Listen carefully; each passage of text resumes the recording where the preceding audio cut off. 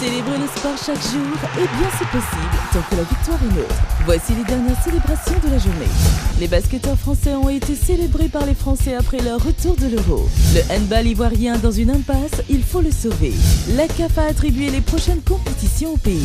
Ibrahim Touré, c'est le nom de l'autre frère Touré, qui lui évolue désormais au Liban. Buzz de Sport fera un flash sur l'homme. Classement ATP, encore de nouvelles mises à jour. Dans le Zap du Net, le rapport des derniers mondiaux de l'athlétisme. L'Express de l'actualité sportive avec les bruits de vestiaire. La lucarne NBA vous présentera les coulisses de la reprise prochaine du championnat nord-américain.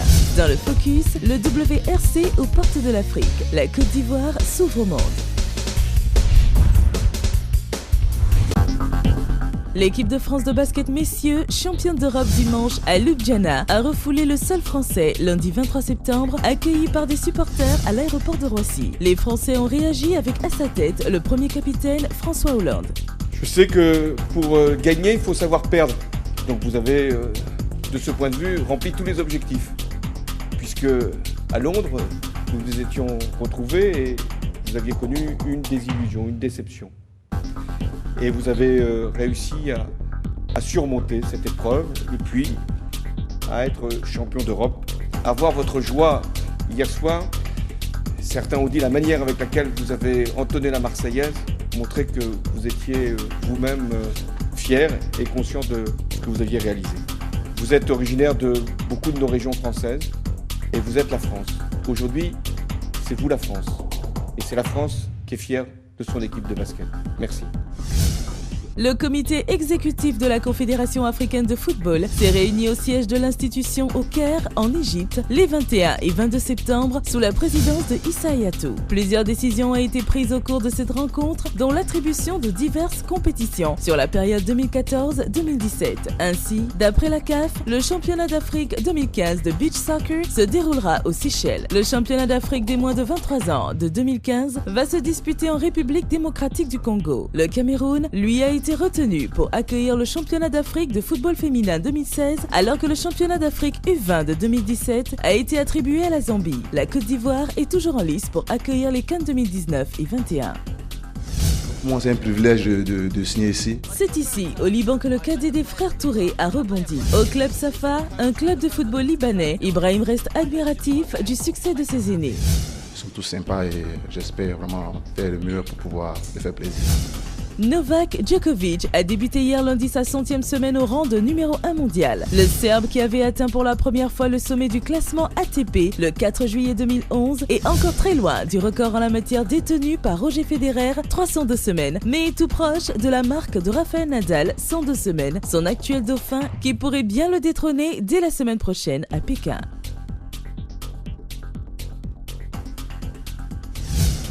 Le handball ivoirien est malade. Malade de ses dirigeants qui ne s'entendent plus sur des points. L'autorité de tutelle, qu'est le ministère de la Promotion, de la Jeunesse, des Sports et des Loisirs, entreprend depuis plusieurs semaines de les mettre d'accord sur certains points. Ce lundi donc, le groupe de médiation mis en place par les acteurs eux-mêmes le jeudi dernier est venu faire le point de son action, dont la finalité est de relancer le handball sur de nouveaux rails. Il faut vraiment qu'on s'accorde sur l'essentiel. L'essentiel aujourd'hui, c'est les tests. Et je suis d'accord avec vous. C'est ce que nous avons demandé au président du CNO. Il faut doter d'abord le handball ivoirien de tests démocratiques. Quand je dis test démocratique, mandat de 8 ans maximum et vous partez parce que vous recevez les subventions publiques. Désormais en Côte d'Ivoire, une association sportive qui veut bénéficier des subventions, une fédération sportive qui veut bénéficier des subventions étatiques doit accepter que dans ces tests, il y ait un renouvellement des instances. Mais ne pas s'accrocher comme si c'était un héritage familial. Les mondiaux de l'athlétisme en Russie ont rendu leur copie la semaine dernière. 7 athlètes ont été contrôlés positifs à l'occasion de cette fête mondiale d'athlétisme de Moscou. Un seul d'entre eux, l'Ukrainien Roman Avramenko, ayant participé à une des finales de la compétition, 5e du javelot, a annoncé vendredi la Fédération internationale IAAF. Avramenko a été contrôlé positif à la déhydrochlorométhyle testostérone, précise l'IAAF. Ce produit appartient à la famille des stéroïdes. Ce même produit dopant a été retrouvé dans les les urines de la Turkmène Yelena Ryabova, 6e de la 3e série du 200 mètres dames.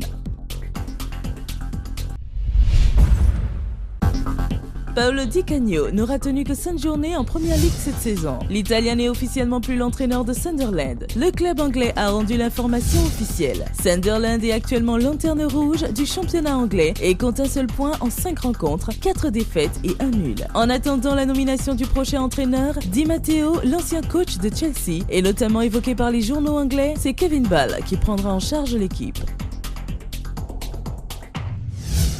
Bert van Marwijk, 61 ans, reprend du service. Sans équipe depuis sa démission du poste de sélectionneur des Pays-Bas après l'Euro 2012, le Néerlandais va devenir le nouveau coach de Hambourg. Il remplacera Thorsten Fink, limogé mardi dernier. Van Marwijk retrouve la Bundesliga après avoir entraîné le Borussia Dortmund entre 2004 et 2006.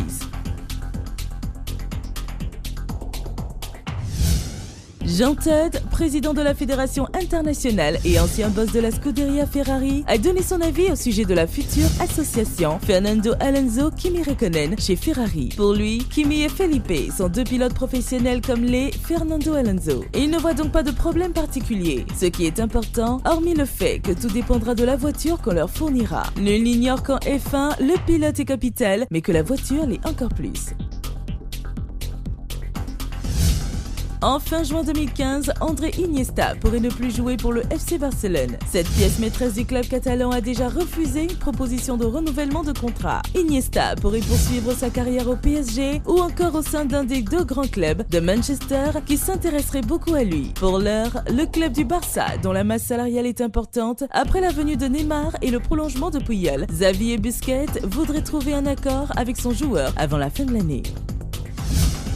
Sur cette dernière étape de la Coupe du Monde de descente en VTT, où la piste a été détrempée par une averse, ce qui venait compliquer les chances des 11 derniers coureurs dont il faisait partie, le rider canadien Steve Smith s'est hissé sur la plus haute marche du podium après un run d'anthologie, alors qu'on s'y attendait le moins. À Leogang, cette contrée autrichienne, Steve Smith vient donc fêter son 2e sacre de champion du monde en décrochant l'intouchable anglais Guy Atterson, jusque-là leader au classement général. C'est un rêve qui devient réalité, expliquait-il quelques minutes après sa victoire. Dans un exploit qui a duré 29 heures, Francisco Lufina a parcouru 574 km entre les villes de Gaia et Lagos au Portugal. Il a ainsi pulvérisé le record de distance en kitesurf en faisant beaucoup mieux que l'ancien record de 199,6 miles établi en mai 2010 par l'Américain Philip McCoy Midler au Texas.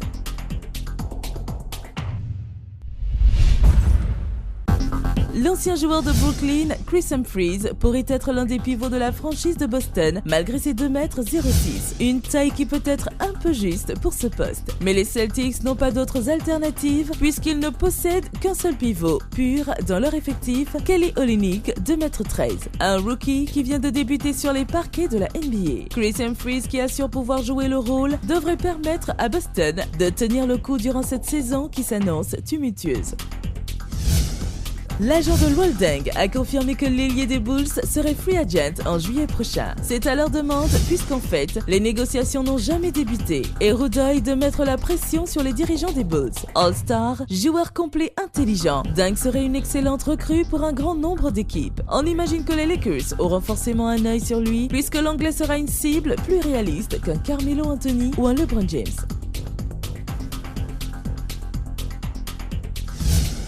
Lorsqu'il passe dans un vestiaire NFL, Eric Spoelstra n'essaie pas seulement de trouver les bons mots pour motiver les joueurs, comme il sait le faire à Miami avec le Big Three et leurs acolytes. Depuis plusieurs années, le coach du Heat s'inspire des systèmes de jeu du football américain pour tenter de les appliquer au basket. Petite démo. Fist up, go ahead. Just do your job, be reliable. Let go of your ego. Okay, easy run. Come on, let's get loose. Let's have a good one.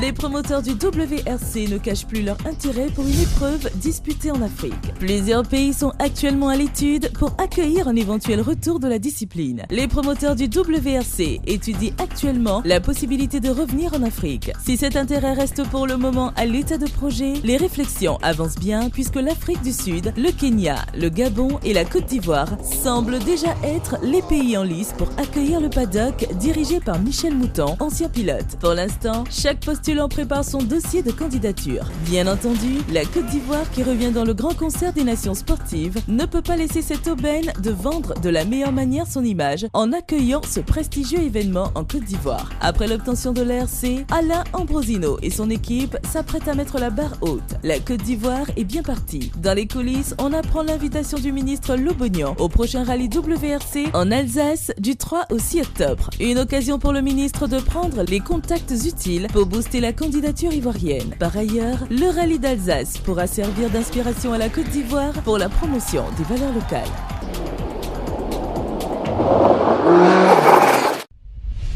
Buzz de sport, de retour bientôt.